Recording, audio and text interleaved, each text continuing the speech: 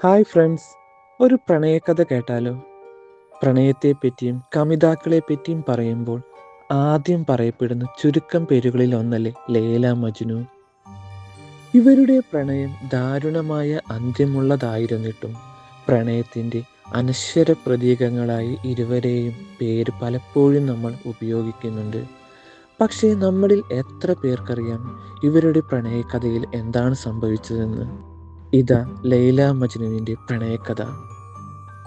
ഒരുപാട് വർഷങ്ങൾക്ക് മുമ്പ് ലൈല, കൈസ് എന്നു പേരുള്ള രണ്ട് കമിതാക്കൾ ഉണ്ടായിരുന്നു. കൈസ് എന്നാണ് മജ്നുവിൻ്റെ യഥാർത്ഥ പേര്. ലൈലയോടുള്ള അടങ്ങാത്ത സ്നേഹം ഭ്രാന്തമായതിനാൽ മജ്നു എന്ന് കൈസിനെ വിളിക്കപ്പെടുകയായിരുന്നു. മജ്നു എന്നാൽ ഭ്രാന്തൻ എന്നാണ് അർത്ഥം. ലൈലയോട് മജുവിനുള്ളത് ഭ്രാന്തമായ സ്നേഹമായിരുന്നത് കൊണ്ടാണ് ഇങ്ങനെ വിളിക്കാനിടയായത്. കുട്ടിക്കാലം തൊട്ടേ ഇരുവരും ഒന്നിച്ച് കളിച്ച് പഠിച്ചു വളർന്നവരാണ്. ഇരുവരും പരസ്പരം ഒരുപാട് സ്നേഹിച്ചിരുന്നു. കളിച്ചും ചിരിച്ചും രാവും പകലും ഒന്നിച്ച് ചിലവഴിച്ചിരുന്ന കാലം അധികം നിലനിന്നിരുന്നില്ല. ഒരേ മദ്രസയിലായിരുന്നു ഇരുവരും. ഒരിക്കൽ ഉസ്താദ് എല്ലാവരോടും അല്ലാഹ് എന്ന് എഴുതുവാൻ ആവശ്യപ്പെട്ടു. എല്ലാവരും എഴുതി അല്ലാഹ് എന്ന്. മജ്നു ആകട്ടെ എഴുതിയത് ലൈല എന്നും.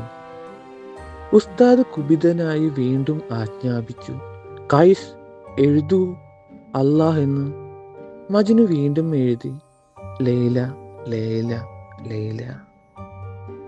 കോപിതനായ ഉസ്താദ് ലൈലയെ ചൂണ്ടിക്കാണിച്ചുകൊണ്ട് ചോദിച്ചു, ഈ പെണ്ണിനെ നീ അല്ലാഹിനേക്കാൾ മുകളിലാണോ കാണുന്നത്? കൈകൾ വലിച്ചു പിടിച്ച് അദ്ദേഹം മർദ്ദിക്കുവാൻ തുടങ്ങി. ഉസ്താദ് അടിച്ചുകൊണ്ടേയിരുന്നു. മജ്നു എതിരൊന്നും പറയാതെ തല്ല് വാങ്ങിക്കൊണ്ടേയിരുന്നു. ലൈല കരഞ്ഞുകൊണ്ട് പറഞ്ഞു, അടിക്കല്ലേ ഉസ്താദെ, വേദനിക്കുന്നു. എന്നിട്ട് അവളുടെ കൈകൾ നീട്ടി കാണിച്ചു കൊടുത്തു. ആ കാഴ്ച കണ്ട ഉസ്താദ് ആകെ പരവശനായി. മജ്നുവിന് കൊണ്ട ഓരോ അടിയുടെ പാടുകളും ലൈലയുടെ കൈകളിൽ. അതിനെ തുടർന്ന് ഉസ്താദ് ഇരുവരുടെയും മാതാപിതാക്കളെ വിളിച്ചു വരുത്തി ധരിപ്പിച്ചു. മജ്നുവിന് പഠിത്തത്തേക്കാൾ ലൈലയോടാണ് താല്പര്യം എന്ന് മനസ്സിലായതോടെ അവരുടെ ഇത്തരത്തിലുള്ള സ്നേഹത്തിന് ഭയന്ന് അവരെ പിരിക്കുകയും ചെയ്തു. പരസ്പരം കാണാനിടയാകാതെയും മിണ്ടാനിടവരുത്താതെയും കാലങ്ങൾ കഴിച്ചുകൂട്ടി. എന്നാൽ ഇരുവരെയും അന്യോന്യം മറന്നില്ല, പരസ്പരം പ്രണയിക്കുവാൻ പോലും. അങ്ങനെ കാലങ്ങൾ കടന്നുപോയി.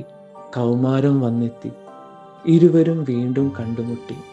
പരസ്പരം തിരിച്ചറിയുകയും വീണ്ടും പ്രണയത്തിലാവുകയും ചെയ്തു. മജ്നു നിരന്തരം ലൈലയ്ക്ക് കവിതകൾ അയക്കുവാൻ തുടങ്ങി.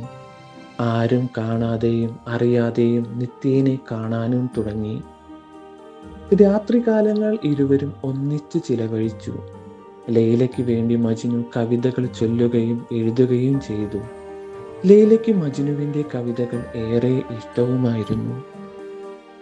ഇരുവരും അത്രമേൽ അടുത്തു. മജ്നുവിൻ്റെ ശ്വാസനിശ്വാസം പോലും ലൈലയ്ക്ക് വേണ്ടി മാത്രമായിരുന്നു. ലൈല ജീവിക്കുന്നതോ മജ്നുവിനെ പ്രണയിക്കുവാനും. പതിവ് പോലെ ഒരു ദിവസം ലൈലയെ കാണാനെത്തിയ മജ്നുവിനെ ലൈലയുടെ സഹോദരൻ കാണാനിടയായി. ധനികനും ബഹുമാന്യനുമായിരുന്ന ലൈലയുടെ പിതാവിനും ജ്യേഷ്ഠനും സാമ്പത്തികമായി തങ്ങളോളം അല്ലാതായിരുന്നാലും ഭ്രാന്തനാണെന്ന് പറയപ്പെടുന്നതിനാലും മജ്നു ലൈല ബന്ധം അംഗീകരിക്കാൻ പറ്റില്ലായിരുന്നു. അയാൾ കുപിതനായി ആർത്തു വിളിച്ച് വാളെടുത്ത് വീശുവാൻ തുടങ്ങി. വാളിൽ നിന്നും ഓരോ മുറിവുകൾ ഉണ്ടാവുമ്പോഴും മജ്നു ലൈല തൻ്റേതാണെന്ന് ഉച്ചത്തിൽ പറഞ്ഞുകൊണ്ടേയിരുന്നു. ഇത് ലൈലയുടെ സഹോദരനെ കൂടുതൽ ക്ഷുഭിതനാക്കി. അയാൾ മജ്നുവിനെ മുറിവേൽപ്പിക്കുവാൻ തുടങ്ങി. മജ്നുവിന് ഏൽക്കുന്ന ഓരോ മുറിവുകളും ലൈലയെ വേദനിപ്പിച്ചു. ഇതറിയാമായിരുന്ന മജ്നു അങ്ങനെ സ്വയം ജീവൻ രക്ഷിക്കാൻ വേണ്ടി ലൈലയുടെ സഹോദരനെ വധിക്കേണ്ടി വന്നു. തുടർന്ന് മജ്നുവിന് മരണം വരെ കല്ലേറു ശിക്ഷയായി വിധിച്ചു. ലൈലയ്ക്ക് സഹിക്കാവുന്നതിലും വലുതായിരുന്നു അത്. അവൾ കരഞ്ഞപേക്ഷിച്ചു. മജ്നുവിനെ കല്ലെറിയാതിരിക്കുവാൻ ആരും കേട്ടില്ല. അവസാനം പിതാവിനരികിൽ പോയി മജ്നുവിനെ കാണുകയോ സംസാരിക്കുകയോ ഇല്ല, ജീവനോടെ വിട്ടയച്ചാൽ മതിയെന്ന് അപേക്ഷിച്ചു. മറ്റൊരാളെ വിവാഹം കഴിക്കുമെങ്കിൽ വിട്ടയക്കാം എന്നാണ് പിതാവ് മറുപടി പറഞ്ഞത്. ഇത് കേട്ട് ലൈല അവൾ ജീവനേക്കാൾ സ്നേഹിക്കുന്ന മജ്നുവിൻ്റെ ജീവന് വേണ്ടി ആരെ വേണമെങ്കിലും വിവാഹം ചെയ്യാമെന്ന വാക്കും കൊടുത്തു. സുന്ദരനും ധനികനുമായ ഒരു വ്യാപാരി യുവാവുമായി ലൈലയുടെ വിവാഹം നടത്തുകയും മജ്നുവിനെ മരുഭൂമിയിലേക്ക് കൊണ്ടുപോയി തള്ളുകയും ചെയ്തു ലൈലയുടെ പിതാവ്. മരുഭൂമിയിലൂടെ മജ്നു ഭ്രാന്തനെ പോലെ അലഞ്ഞു നടന്നു ലൈലയ്ക്ക് വേണ്ടി. കണ്ണിൽ പെടുന്ന കല്ലുകളിലെല്ലാം ലൈലയ്ക്കായി കവിതകൾ കുറിച്ചു വെച്ചു. മജ്നു ലൈലയുടെ വിവാഹത്തിന് ശേഷം ഭക്ഷണം പോലും ഉപേക്ഷിച്ചിരുന്നു. ഏതാനും ദിവസങ്ങൾക്കകം മജ്നു മരണവുമടഞ്ഞു. മജ്നു ജീവൻ കൈവിട്ട സമയം ലൈലയുടെ ഹൃദയവും നിലച്ചിരുന്നു. മജ്നുവിനോടുള്ള വേർപാട് സഹിക്കാനാവാതെ ലൈല ഹൃദയാഘാതം മൂലം മരണമടഞ്ഞു. അങ്ങനെ മരണത്തിലൂടെ സ്വർഗത്തിലെത്തിയ അവർ ഒന്നിച്ചു എന്നാണ് നിസാമി പറയുന്നത്. ഇവർ വിവാഹം ചെയ്യുകയോ ആഗ്രഹങ്ങളോ വികാരങ്ങളോ നിറവേറ്റുകയോ ചെയ്യാതിരുന്നതിനാൽ ഇത്തരം കഥകളെ വെർജിൻ ലവ് സ്റ്റോറീസ് എന്നാണ് വിളിക്കപ്പെടുന്നത്. കൂടുതൽ കഥകളും ബുക്സ് റിവ്യൂസും അറിയുവാൻ ചാനൽ സബ്സ്ക്രൈബ് ചെയ്യണേ.